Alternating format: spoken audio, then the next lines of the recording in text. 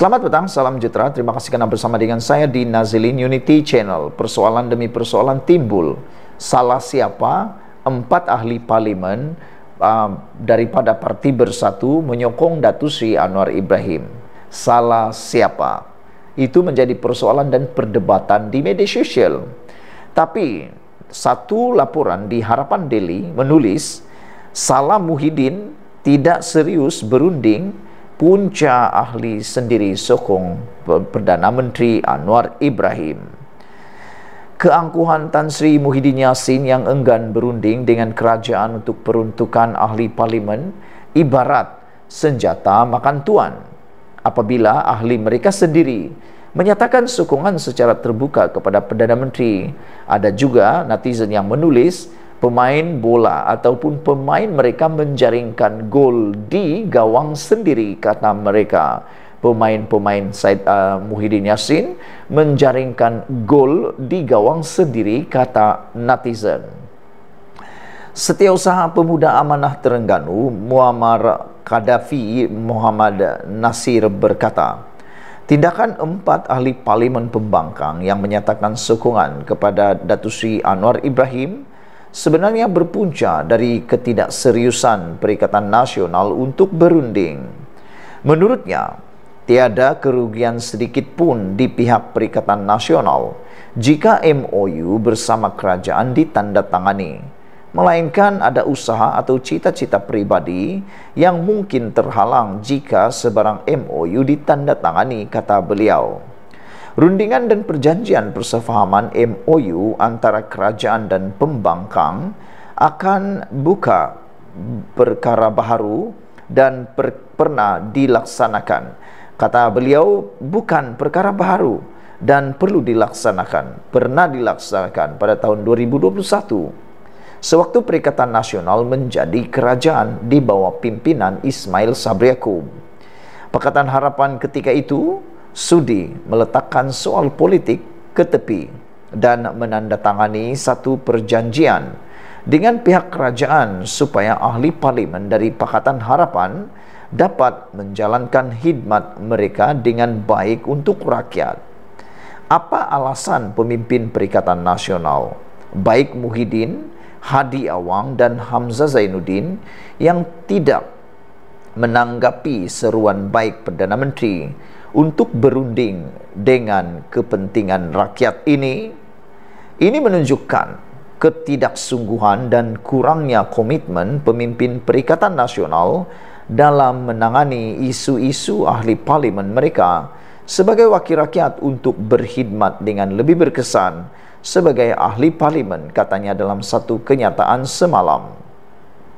Dalam pada itu, Muammar menyeru agar pemimpin atau pimpinan Perikatan Nasional lebih serius dalam soal perundingan serta kebajikan rakyat dan tidak lagi bermain politik yang boleh merugikan rakyat. Peruntukan kepada pembangkang tertangguh lama disebabkan sikap Perikatan Nasional sendiri yang tidak pernah memulakan rundingan dengan kerajaan, sebaliknya terus mencari gaduh. Perdana Menteri sebelum ini menasihatkan pembangkang agar tidak angkuh dan sombong sekiranya mahukan peruntukan untuk wakil rakyat. Setakat ini, 4 ahli bersatu yang menyatakan sokongan kepada ahli parlimen Perdana Menteri Anwar Ibrahim ialah ahli parlimen Jeli, ahli parlimen Gua Musang, ahli parlimen Kuala Kangsar dan ahli parlimen Labuan. Sekian dulu untuk kali ini. Jangan lupa tinggalkan komen anda, tekan butang subscribe. Malaysia kita punya, kita juga sama-sama cintai Malaysiaku. Bye-bye. Selamat petang, salam sejahtera. Terima kasih kerana bersama dengan saya di Nazilin Unity Channel. Persoalan besar timbul hari ini. Parti Muda dibubarkan. Parti Muda sudah mati. Itu persoalannya. Apa pendapat kamu pula? Sebelum saya berikan jawapannya malam ini, jangan lupa tinggalkan komen kamu. Apakah anda juga memikirkan benda yang sama?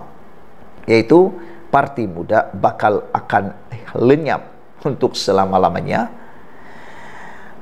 Syed Saddiq habis, Muda pun habis. Itu tulisan daripada Saifuddin. Ahli Parlimen Muar Syed Saddiq Syed Abdul Rahman semalam dihukum 7 tahun penjara, 2 sebatan rotan dan denda RM10 juta selepas Mahkamah Tinggi Kuala Lumpur mendapatinya bersalah atas 4 pertuduhan pecah amanah, salah guna harta dan penggubalan wang haram melibatkan Dana Pemuda Bersatu Armada berjumlah 1,12 juta ringgit Malaysia. Jika gagal membayar denda 10 juta yang dikenakan itu, Syed Saddiq akan dihukum penjara 4 tahun lagi sebagai gantinya. Mahkamah membenarkan semua hukuman ditangguhkan, sementara rayuannya didengar di Mahkamah Rayuan. Meskipun sudah ramai ahli politik di negara ini dihukum kerana kesalahan rasuah dan pecah amanah, tetapi Syed Saddiq Syed Abdul Rahman mencipta sejarah sebagai ahli parlimen pertama dihukum sebat. Jika sebelum ini beliau mencipta sejarah sebagai pemimpin termuda dilantik sebagai menteri penuh, kini satu lagi sejarah dicipta oleh Syed Saddiq Syed Abdul Rahman. Seiring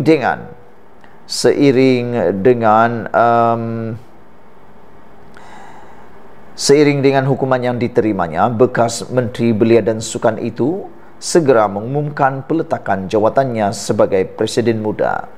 Tindakan Syed Saddiq Syed Abdul Rahman itu sekurang-kurangnya harus diberi pujian kerana beliau tidak menjadikannya sebagai kedudukannya sebagai ketua parti untuk perisai bagi dirinya daripada disabitkan bersalah yang diputuskan mahkamah terhadapnya. Bagaimanapun, 2 persoalan yang ada di hadapan selepas ini ialah apakah nasib Muda dan apakah Syed Saddiq Syed Abdul Rahman masih ada masa depan dalam politik negara ini. Imej dan pengaruh Muda, kalaupun tidak 100%, tetapi sebahagian besarnya adalah kerana Syed Saddiq Syed Abdul Rahman. Tanpa beliau mengemudi parti itu, ia tidak mungkin mampu ke mana-mana. Apatah lagi, pemimpin-pemimpin yang mengambil alih jawatan Syed Saddiq Syed Abdul Rahman ialah Amira Aisyah Abdul Aziz, timbalan Presiden Muda sekarang lagi. Amira Aisyah tidak cukup dikenali, tidak cukup dibawa, bahkan hampir tiada aura seperti Syed Saddiq Syed Abdul Rahman. Dengan pengunduran Syed Saddiq, Muda akan menjadi parti yang tiada lagi masa depan dan akan habis begitu saja. Berkaitan Syed Saddiq pula, walaupun beliau akan membuat rayuan, tetapi berdasarkan fakta mahkamah, kes beliau adalah kes yang jelas, mudah dan straightforward. Untuk lebih mudah memahaminya, ia hampir sama dengan kes SRC internasional yang dihadapi Najib Razak. Jika dalam kes Najib, sejumlah wang didapati dimasukkan ke dalam akaun bank peribadinya, dalam kes Syed Saddiq Syed Abdul Rahman pula, sejumlah wang dipindahkan ke akaun simpanan ASP miliknya. Dengan demikian, keberangkalian untuk Syed Saddiq dilepaskan di Mahkamah Rayuan oleh hakim-hakim yang bijaksana adalah amat tipis sekali. Begitu juga dalam rayuan terakhir di Mahkamah Persekutuan nanti. Dalam erti kata lain, teramat sukar bagi Syed Saddiq untuk mengelak penjara sebagai destinasi dalam laluan kehidupannya. Beberapa tahun dihukum penjara, disebat dan didenda berjuta-juta, Syed Saddiq akhirnya akan kehilangan upaya untuk terus menggilap masa depan dalam dunia politik selepas ini. Senang cerita, Syed Saddiq akan habis dan Muda juga akan sama habis. Apa pendapat anda sekalian? Adakah Muda akan bubar esok? Kita tunggu. Malaysia kita punya, kita jaga sama-sama, cintai Malaysiaku. Bye-bye. Selamat malam, salam sejahtera. Terima kasih kerana bersama dengan saya di Nazilin Unity Channel. Perikatan Nasional makin memalukan. Apa cerita? Ahli Parlimen Perikatan Nasional makin memalukan, kata seorang penulis di dalam web, iaitu Sabudin Husin. Beliau kata, ahli Parlimen Perikatan Nasional yang memalukan terang-terang minta 30 juta ringgit syarat sokong Anwar. Seorang lagi ahli parlimen blok pembangkang menyatakan secara terbuka kesediaannya untuk menyokong kerajaan madani pimpinan Anwar Ibrahim. Bagaimanapun, sokongan itu hadir dengan syarat jika Putrajaya boleh memperuntukkan dana yang mencukupi untuk kawasannya terlebih dahulu. Ada beberapa komen daripada netizen tentang isu ini. Kata mereka, daripada membiayai sokongan yang tidak tentu arah ini, kata mereka lebih baik uang 30 juta itu disalurkan kepada ahli-ahli parlimen yang sah-sah, confirm menyokong Datuk Seri Anwar Ibrahim daripada parti PKR maupun daripada parti DAP ataupun parti Barisan Nasional UMNO. Kata mereka, daripada beri 30 juta itu kepada mereka, lebih baik diberikan kepada ahli komponen Perikatan Pakatan Harapan Barisan Nasional. Apa pendapat anda semua? Bagaimanapun, sokongan itu hadir dengan syarat jika Putrajaya boleh memperuntukkan dana yang mencukupi untuk kawasannya terlebih dahulu. Syed Abu Hussein Hafiz Syed Abdul Fasal, Perikatan Nasional Bukit Gantang, memaklumkan kepada Dewan Rakyat bahawa beliau berharap untuk mendapat kira-kira 30 juta ringgit bagi kawasan parlimennya di Perak di bawah Belanjawan 2024. Jumlah itu, kata beliau, berdasarkan beberapa siri projek dan inisiatif yang dirancang di Bukit Gantang. Antaranya cadangan menaik taraf pusat Giat Mara, membaiki 35 tadika kemas dan pemasangan lampu jalan di kampung-kampung. Saya dengan ikhlas menyampaikan suara pengundi dan penduduk Bukit Gantang kepada Menteri Kemajuan Luar Bandar dan Wilayah, iaitu Ahmad Zahid Hamidi, kata beliau. Dengan hati yang ikhlas, kalau diluluskan RM30 juta ini, saya juga tak melihat sejauh mana kerajaan madani ini adil dalam memberikan peruntukan, kata beliau. Pada pendapat netizen juga, ini kelihatan sebagai satu jerat kepada Anwar Ibrahim. Dan saya pasti Anwar Ibrahim tidaklah seteruk itu untuk dijerat dengan mudahnya. Anwar punya pemikiran yang lebih tajam daripada apa yang pernah anda sangkakan. Dalam Dewan yang mulia ini, kata beliau, saya mohon jika saya dapat peruntukan untuk membangunkan kawasan saya akan berikan sokongan kepada kerajaan madani, katanya. Daripada sokong beliau, daripada beri uang kepada ahli parlimen ini, lebih baik salurkan kepada ahli parlimen yang sudah berada di dalam blok kerajaan. Saudara-saudara sekalian, Syed Abu Hussein membuat kenyataan itu ketika membahaskan rang Undang-Undang Belanjawan 2024 di peringkat jawatan kuasa Kementerian Kemajuan Luar Bandar dan Wilayah. Menteri Kemajuan Luar Bandar dan Wilayah ialah Ahmad Zahid Hamidi yang juga timbalan Perdana Menteri. Kenyataan beliau itu dikatakan mengejutkan beberapa ahli parlimen dari kedua-dua blok. Ialah, mana tak terkejut, terang-terang minta peruntukan 30 juta sebagai syarat untuk sokongan kepada Anwar Ibrahim yang ingin diberikannya. Tak pernah dibuat orang perangai macam ini. Memalukan betul. Macam ini punya wakil rakyat pun ada dalam negara kita, kata Sabudin. Tiada standard, tiada kelas dan langsung tiada perjuangan dalam dirinya. Bercakap pula minta 30 juta itu di dalam parlimen yang mulia. Betul-betul hampe, kata sabudin.com. Sekian dulu untuk kali ini. Jangan lupa tinggalkan komen anda, tekan butang subscribe. Kita jumpa lagi. Bye-bye. Selamat petang, salam sejahtera. Terima kasih karena bersama dengan saya di Nazilin Unity Channel. Ugut dan sogok, Muhyiddin patut cermin diri, kata Puan. Semalam, Muhyiddin kata, tindakan 4 ahli parlimen menyokong Datuk Seri Anwar Ibrahim adalah kerana ada unsur sogokan dan ada unsur ugutan, kata beliau di dalam sidang media ataupun di dalam Facebook.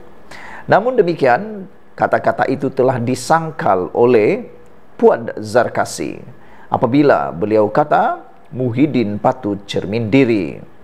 Seorang pemimpin UMNO meminta pengerusi Perikatan Nasional PN, Muhyiddin Yassin, cermin diri sendiri sebelum mendakwa 4 ahli parlimen bersatu yang menyokong Perdana Menteri Anwar Ibrahim diugut dan disogok. Ahli Majlis Kerja Tertinggi MKT UMNO Muhammad Puad Zarkasi membangkitkan pertanyaan kepada bekas Perdana Menteri itu. Siapa sebenarnya yang menggunakan kaedah ugut dan sogok? Muhyiddin patut cermin diri sendiri, kata Puad Zarkasi. Siapa yang guna kaedah ugut dan sogok? Semua ahli parlimen UMNO yang keluar parti pada tahun 2018 dan masuk Parti Bersatu 2019 jadi menteri, kata Puad. Semua dapat jawatan.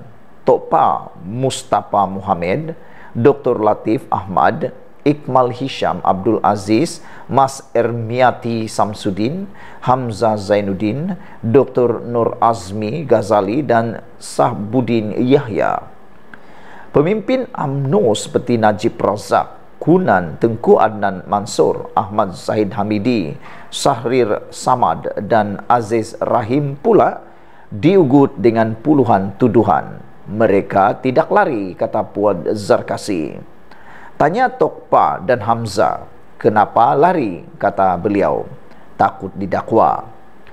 Peruntukan punya hal pun boleh lari.